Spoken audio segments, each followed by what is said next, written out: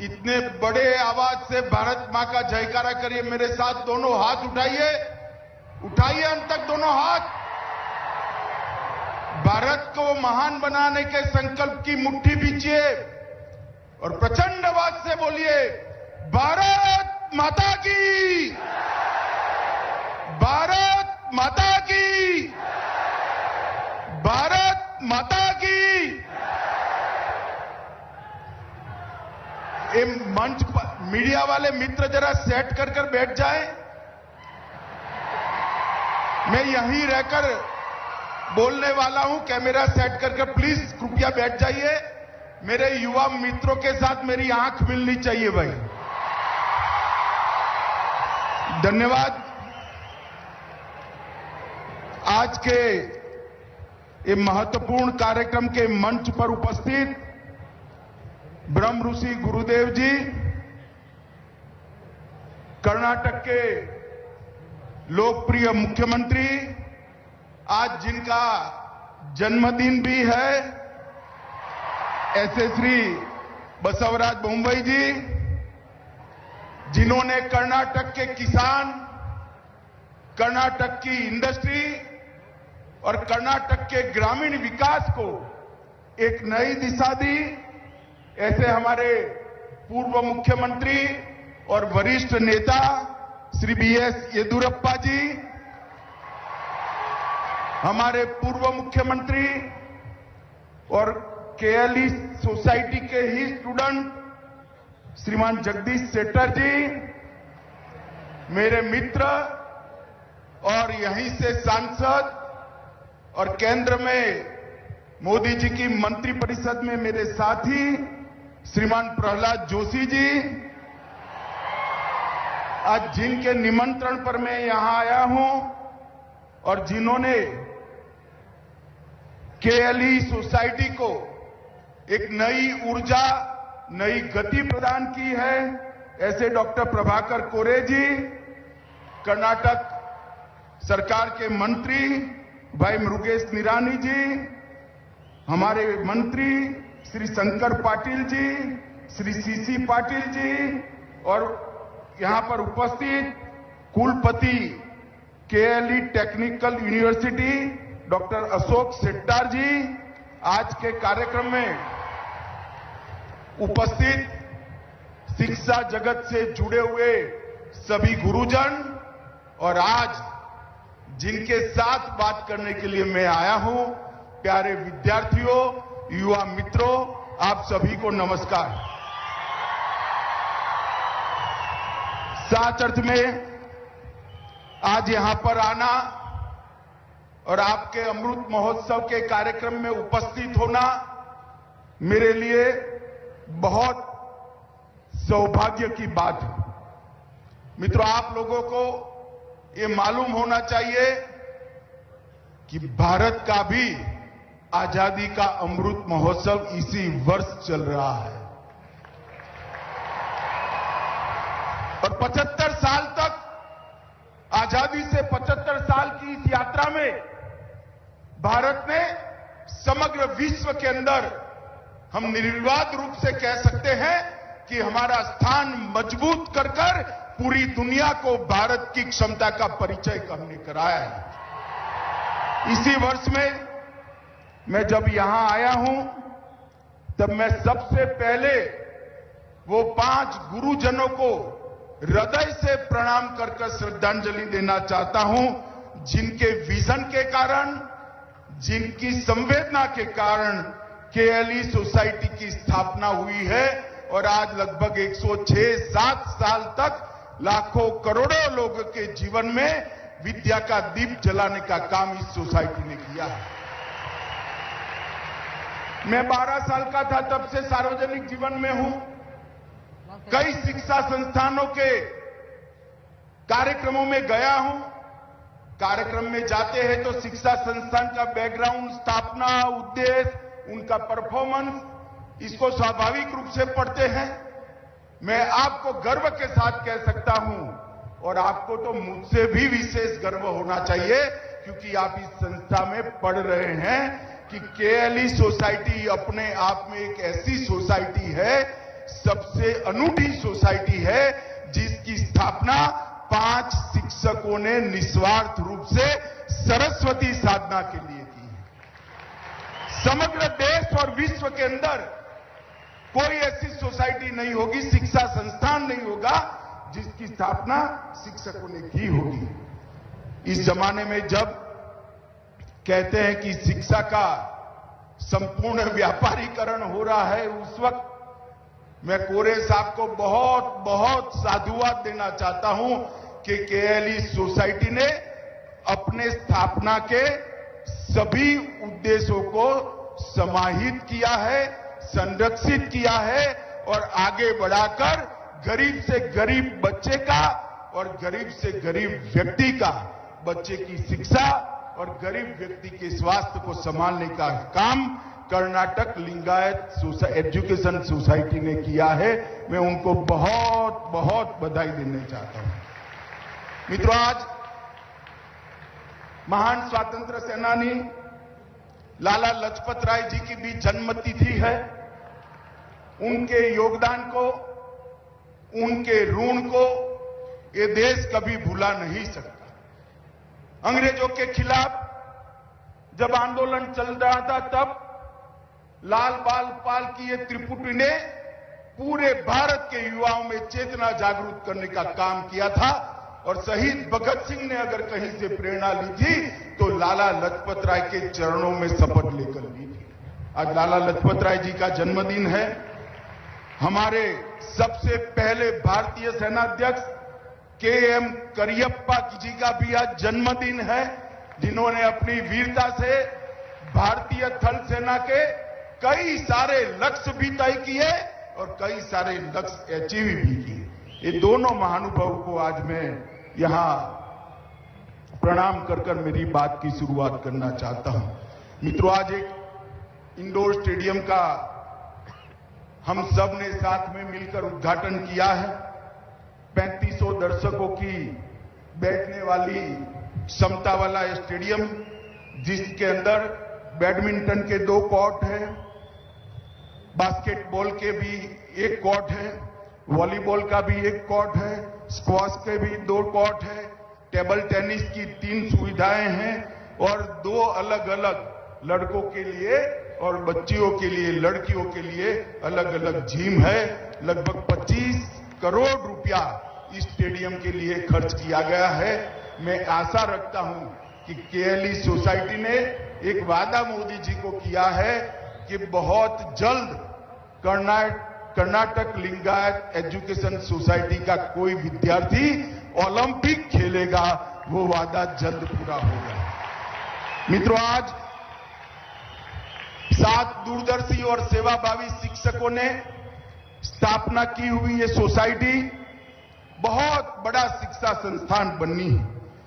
1916 से एक छोटे से स्कूल से यात्रा शुरू कर 294 इंस्टीट्यूशन तक आज ये यात्रा पहुंची है।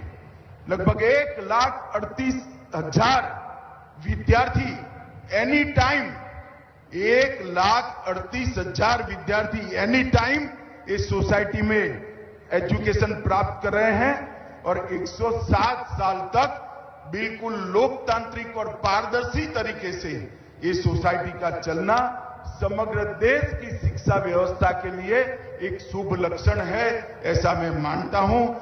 प्रभाकर जी और उनकी पूरी बोर्ड ऑफ डायरेक्टर की टीम जो सामने बैठी है, मैं सबको बहुत बहुत बधाई देना चाहता हूं।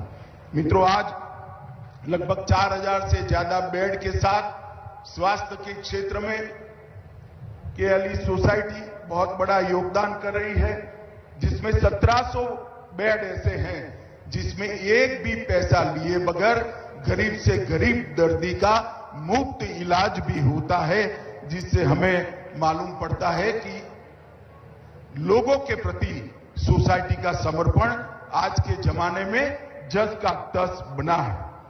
केएलई टेक्निकल यूनिवर्सिटी के आज 1947 से लेकर आज तक ये बहुत उज्जवल इतिहास रहा है। ढेर सारे विद्यार्थी हैं जो यहां से निकलकर दुनिया के कई क्षेत्र में, देश के कई क्षेत्रों में, कई राज्यों में अपना योगदान दिए हैं। बहुत बड़ी सूची है, मैं पढ़ना नहीं चाहता, परंतु मंच पर जितने महानुभाव बैठे हैं उसमें से ज्यादातर इसी सोसाइटी के विद्यार्थी है। इसलिए मैं सोसाइटी को बहुत बहुत साधुवाद देना चाहता हूं। मित्रों, आज हम सब आजादी के अमृत महोत्सव में, मेरे सामने ढेर सारे छात्र बैठे हैं, युवा बैठे हैं।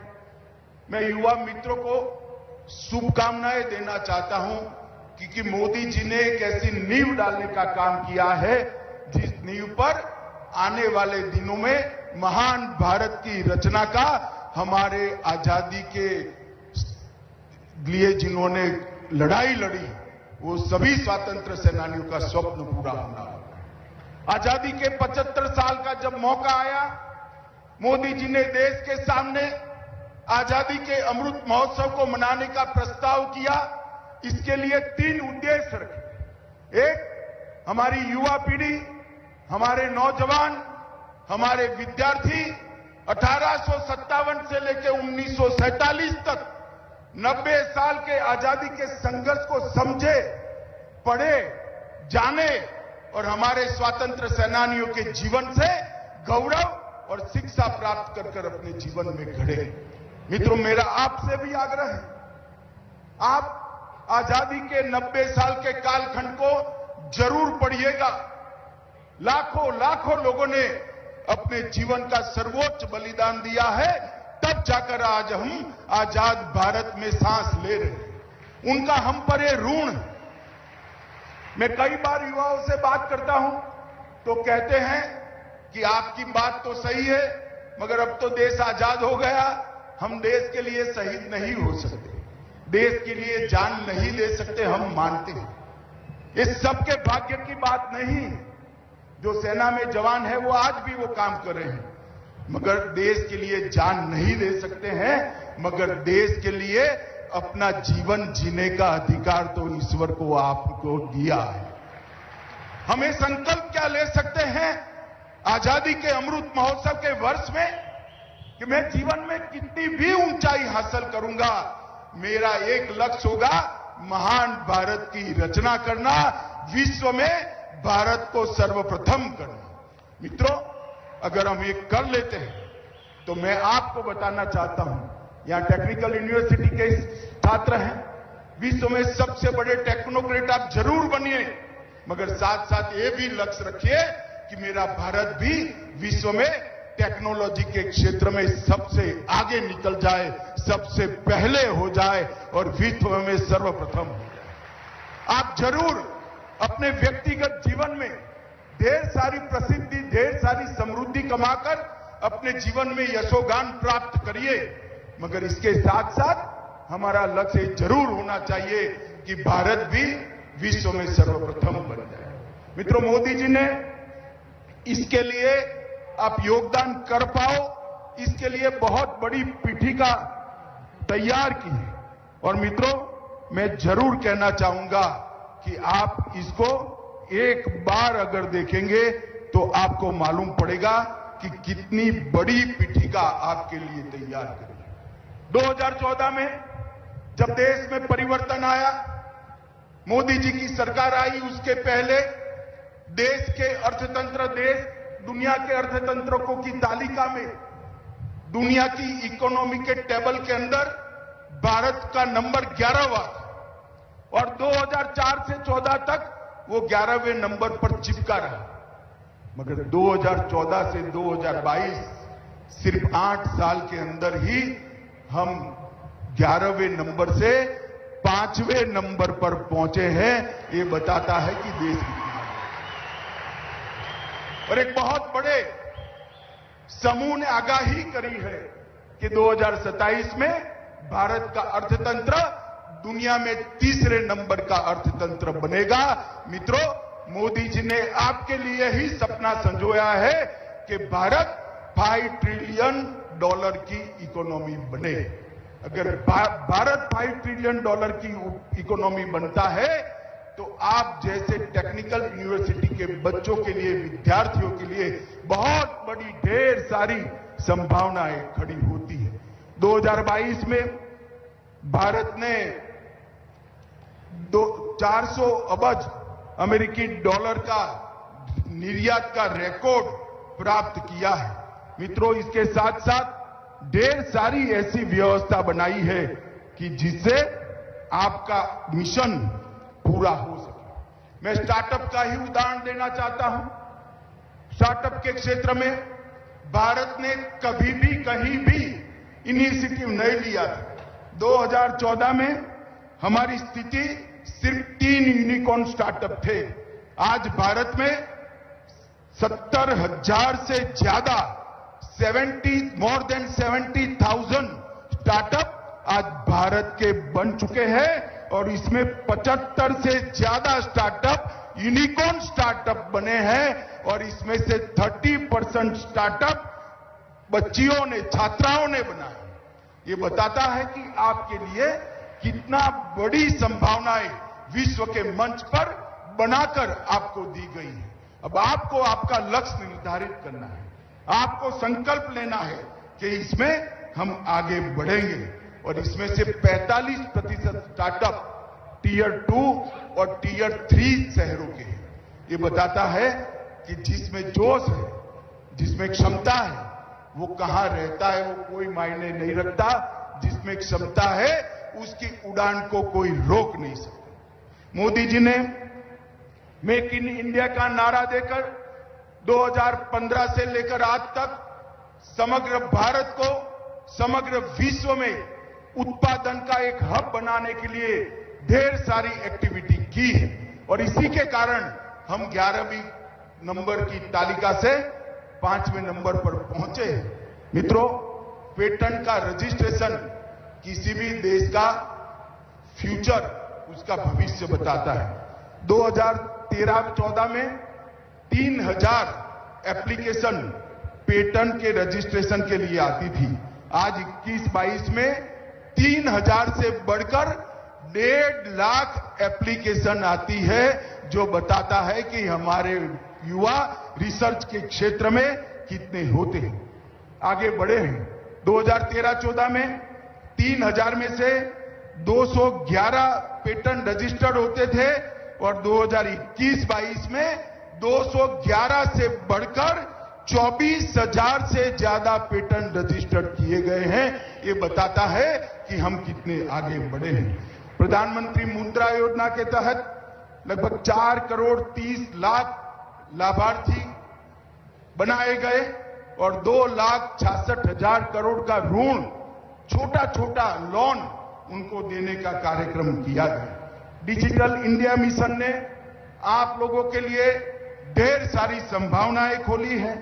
फिट इंडिया मिशन ने भी इसके साथ खेलो इंडिया और फिट इंडिया मिलकर युवाओं को खेल के क्षेत्र में आगे बढ़ाने के लिए भी ढेर सारी संभावना की।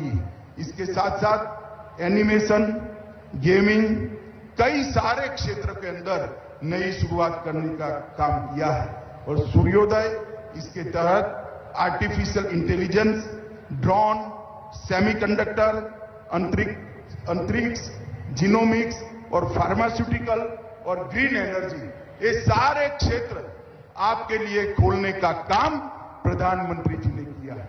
मैं सभी युवाओं को कहना चाहता हूं कि मित्रों, परंपरागत सोच और परंपरागत ढांचे से बाहर निकले, नया सोचिए, साहस करिए और आगे बढ़ने का रास्ता प्रशस्त करिए। साहस करने वालों के पास ही लक्ष्मी आती है। हमारे गुजरात में कहते हैं साहसे लक्ष्मी वसती लक्ष्मी। मित्रों, साहसे वसते लक्ष्मी, जो साहस करता है उसी के पास लक्ष्मी हमेशा के लिए निवास करती है। आज ढेर सारे क्षेत्र के अंदर मोदी जी ने बहुत सारी अपार संभावनाएं आपके लिए खोली है और प्रधानमंत्री जी ने कई सारे टेक्निकल इंस्टीट्यूशन के अंदर भी बढ़ावा किया है। आईआईटी 16 थे, अब 23 है। आईआईएम 13 थे, अब 20 है। आईआईटी 9 थे, अब 25 है। एम्स पहले 7 थे, अब 22 है। मेडिकल कॉलेज 387 थी, अब 596 है। और कुल यूनिवर्सिटी देश में 723 थी और आज 723 से बढ़कर 1043 हुई है। ये बताता है कि शिक्षा का आधार और व्याप कितना बढ़ाने का काम नरेंद्र मोदी सरकार और हमारे प्रधानमंत्री नरेंद्र मोदी जी ने किया है। मित्रों, कॉलेजों की संख्या को भी 36,000 से बढ़ाकर 48,000 48,000 तक ले जाने का काम किया है। मित्रों, बहुत सारे फॉरेन यूनिवर्सिटी को भी भारत में अपने कैंपस खोलने की परमिशन दी है और आज यहीं पर उत्तर कर्नाटक के अंदर ही हमारे प्रहलाद जोशी पीछे पड़ गए थे, इसलिए नेशनल फॉरेंसिक साइंस यूनिवर्सिटी का आज कैंपस भी उत्तर कर्नाटक में आज से ही शुरू हुआ। फॉरेंसिक साइंस का क्षेत्र आने वाले दिनों में देश में बहुत बड़ा क्षेत्र बनने वाला है और फॉरेंसिक साइंस के लिए ट्रेन ह्यूमन रिसोर्स प्राप्त हो, इसलिए हमने नेशनल फॉरेंसिक साइंस यूनिवर्सिटी बनाई।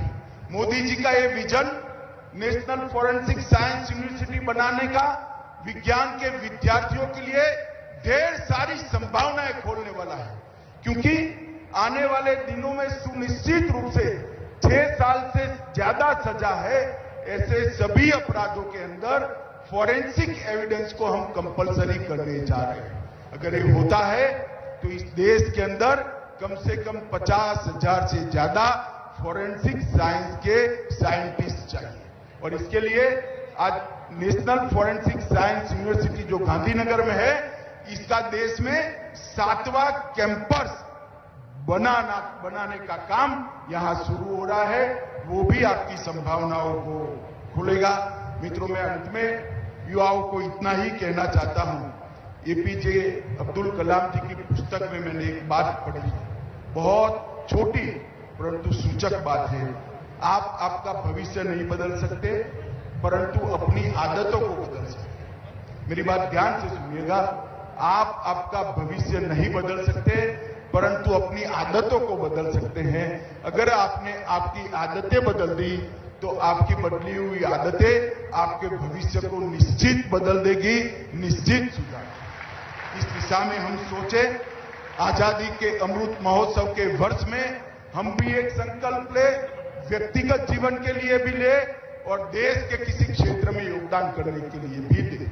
जब 2047 में देश की शताब्दी मनाई जाए, तब हर एक क्षेत्र के अंदर हमारा ये महान देश दुनिया में सर्वप्रथम हो, ऐसे देश की रचना करने के लिए आप युवा जुड़ जाइए। मोदी जी की अपील पर, उनके आह्वान पर उनके साथ दीजिए और महान भारत की रचना में योगदान देने का अपना कर्तव्य हम पूरा करें।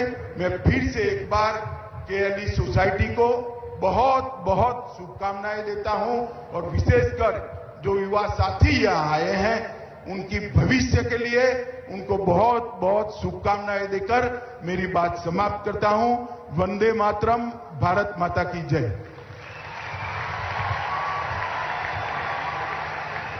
धन्यवाद माननीय, आपके ओजस्वी एवं